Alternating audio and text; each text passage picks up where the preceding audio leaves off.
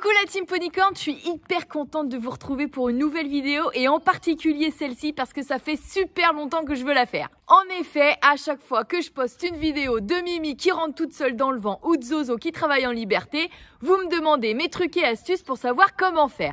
Eh bien c'est aujourd'hui, ça va être une vidéo un petit peu plus sérieuse que d'habitude, mais c'est aujourd'hui que je vais vous donner mes trucs et astuces.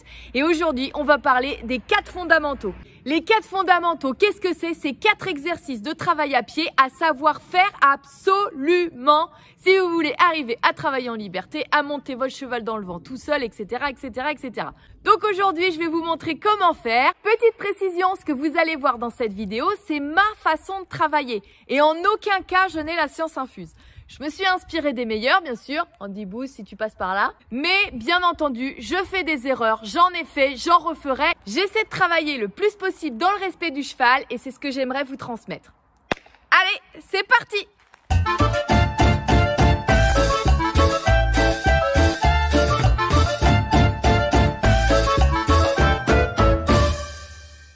Un petit point sur le matériel, c'est super facile, hein.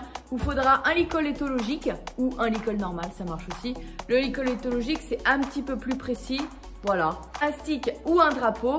Désensibilisez bien votre cheval avant de faire les exercices qu'on va faire ensemble parce que ce serait dommage qu'il en ait peur, quoi. 2 points très importants avant de commencer. Premier point, le timing. Il faut absolument arrêter votre demande lorsque le cheval donne la bonne réponse. 1 seconde trop tôt ou 1 seconde trop tard, ça marche pas. Deuxième point très important, la récompense. Quand votre cheval donne la bonne réponse, une petite gratouille ou un bonbon pour récompenser. Ça marche beaucoup mieux comme ça. Premier exercice, la session. Votre objectif dans l'exercice de la session, c'est avec 2 doigts de faire baisser la tête de votre cheval quand vous exercez une pression vers le bas. Au début, ça va être un petit peu dur, le cheval ne va pas comprendre. Vous relâchez bien dès que le cheval fait une toute petite session de nuque. Et vous verrez, ça va bien se passer après.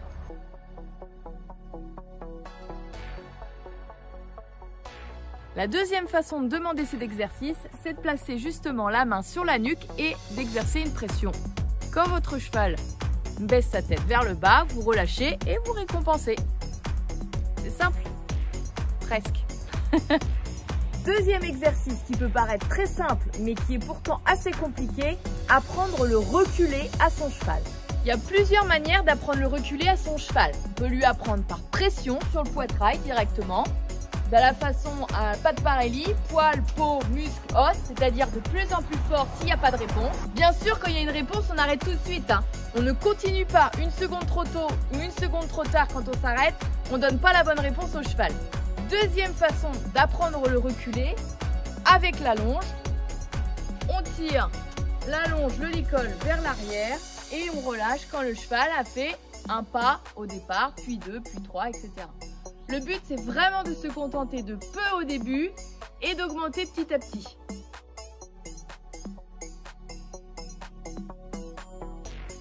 La dernière méthode, c'est la méthode à distance, où là, vous suggérez au cheval de reculer. Ça, c'est level après, hein, quand on y arrive bien.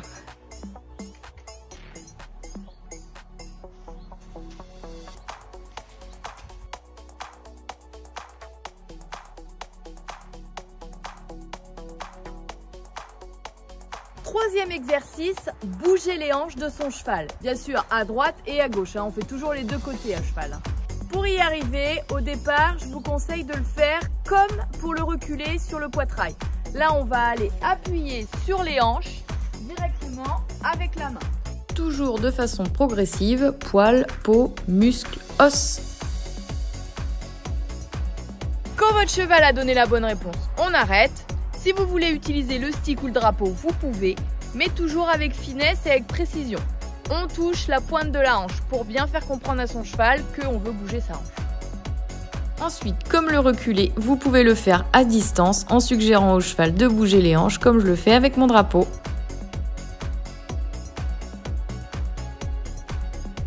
Et bien sûr, on fait des 2 côtés.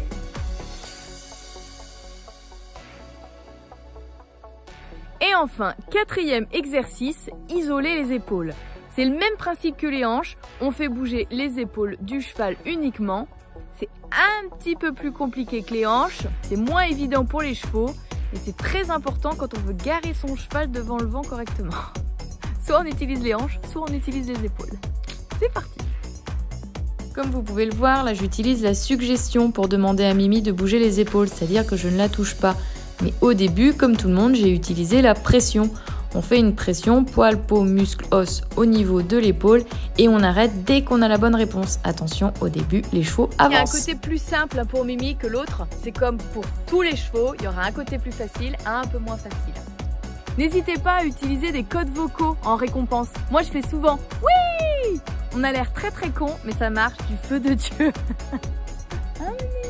Au début, vous verrez, ce sera compliqué, vous n'y arriverez pas, vous allez baisser les bras, c'est normal. Là, Mimi, elle a 3 ans, je travaille les exercices à pied que vous avez vus depuis qu'elle a 6 mois, quasiment. Donc, il y a beaucoup de travail qui a été fait en amont, je vous rassure, moi j'ai énormément galéré. Au début, j'y arrivais pas, c'était dur, etc. À force de patience, de récompense et de travail, on y arrive. C'est hyper important de varier les exercices pour votre cheval, de pas faire toujours la même chose. Donc n'hésitez pas à utiliser les 4 exercices qu'on a vus et alterner. Mais restez toujours sur une bonne réponse. Et oui, c'est déjà fini. Je sais, ça passe trop vite. Si vous avez aimé cette vidéo, n'oubliez pas de mettre un petit pouce bleu et un commentaire parce que je lis tous les commentaires. Et ouais.